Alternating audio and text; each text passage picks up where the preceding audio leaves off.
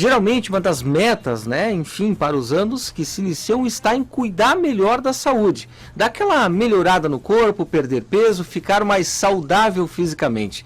E o verão é um período que motiva muito, né? Muita gente a colocar aí o corpo em movimento.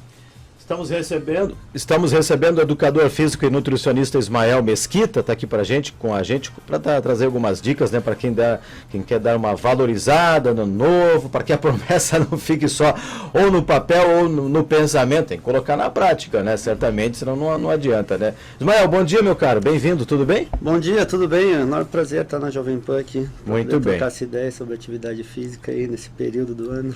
Vamos aproveitar essa virada de ano para virar a chave e cuidar da saúde também. Você é professor já há muito tempo, tem uma grande experiência na área também.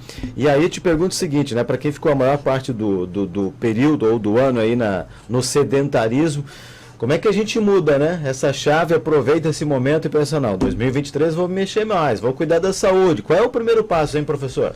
Então, o início do ano é um momento para a gente rever, né, a nossa vida em vários aspectos, vários contextos. E a atividade física, ela é fundamental para que a gente tenha sucesso, né, no nosso dia a dia. Por quê? Porque a gente precisa de saúde para poder acordar todos os dias para trabalhar.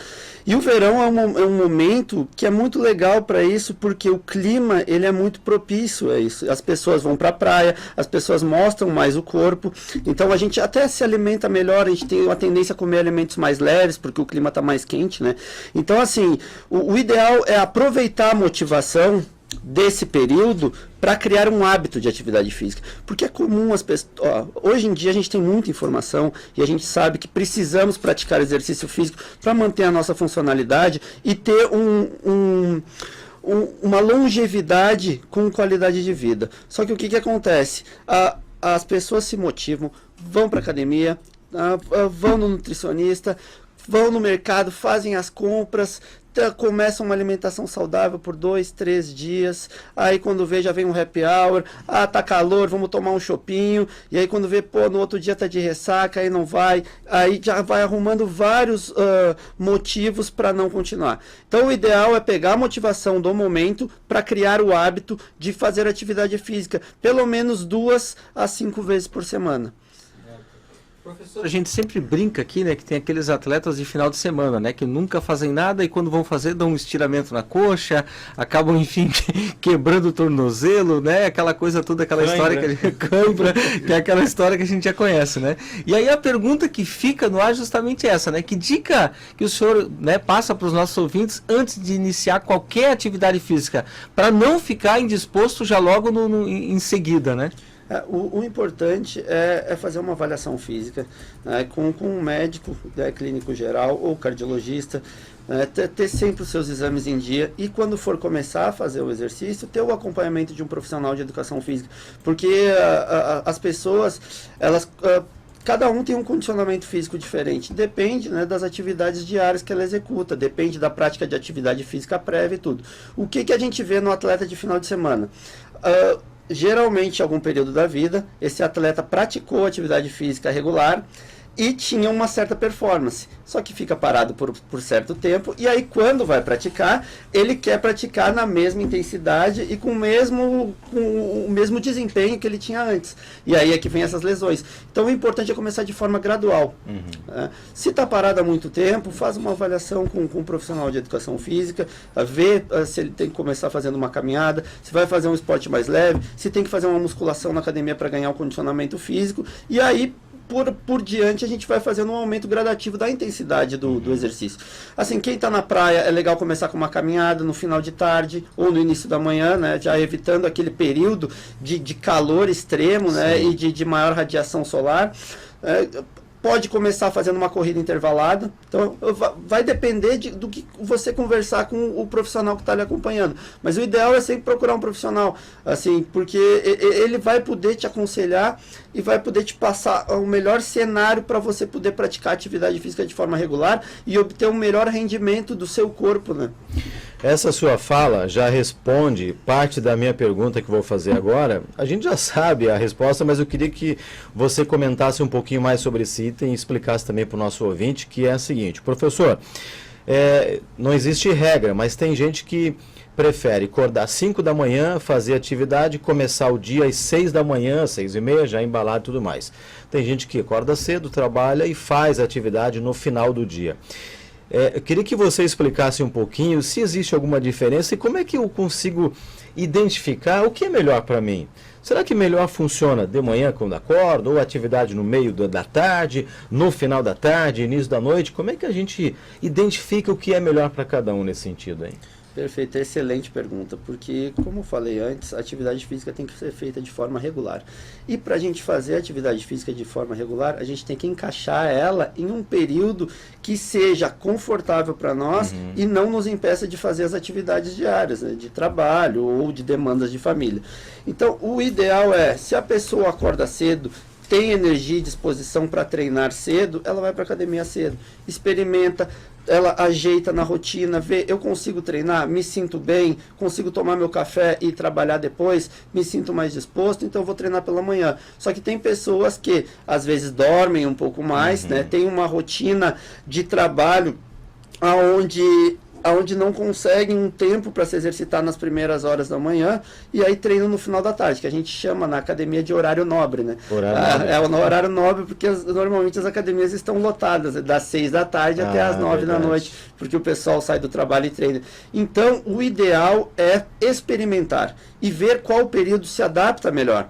Porque a gente treinando no período onde a gente se adapta melhor, a gente vai conseguir manter essa regularidade por mais tempo.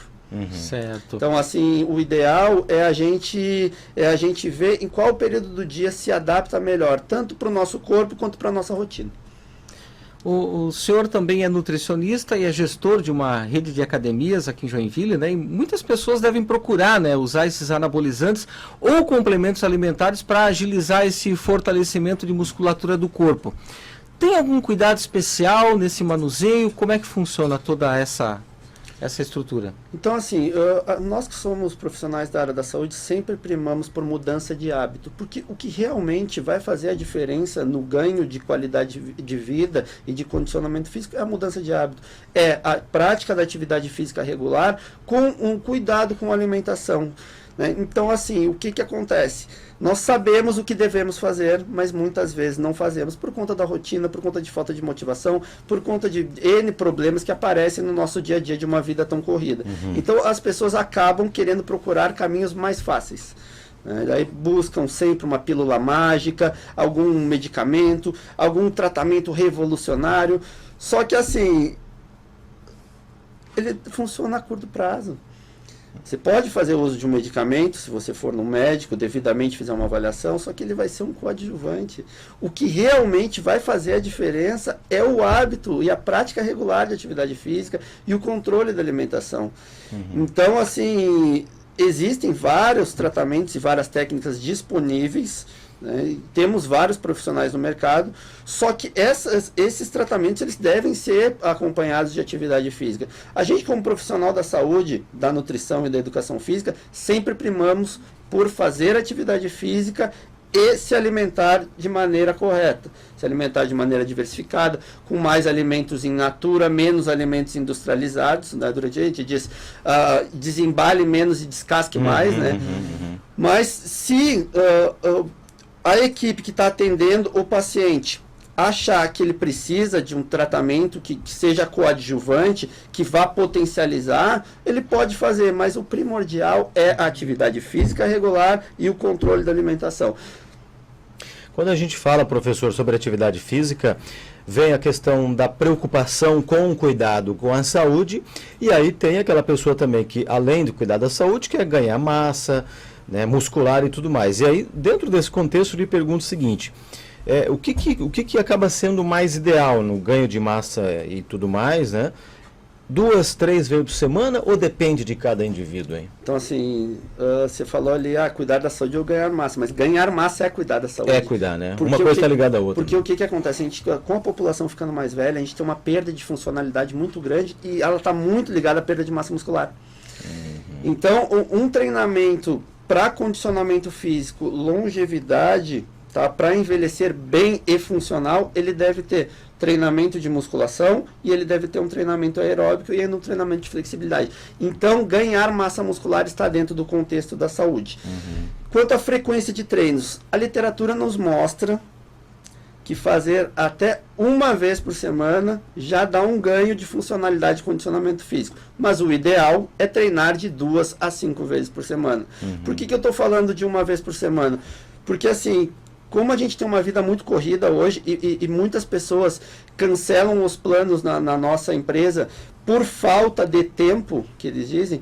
Então, assim, fazer uma vez por semana, para quem não ia fazer nenhuma, já dá ganho. Mas o ideal é treinar de 2 a 5 vezes por semana. Se você treina menos vezes por semana, você tem um treino mais volumoso. Você fica mais tempo na academia, porque o treino tem que abranger mais grupos musculares. Se você treina mais vezes na semana, a gente consegue fazer um treino mais suprimido, mais localizado, que vai te dar resultado, porque tu vai ter mais sessões na semana. Então, assim, normalmente, quem quer ganhar massa muscular, treina de 3 a 5 vezes por semana. Mas tem pessoas que treinam até 7 vezes. Vai depender da organização do treino e do tempo que a pessoa tem disponível para se dedicar para treinar. Professor, para a gente finalizar o nosso bate-papo, então, tem um ditado que diz, né, que o homem sem barriga é um homem sem história, né?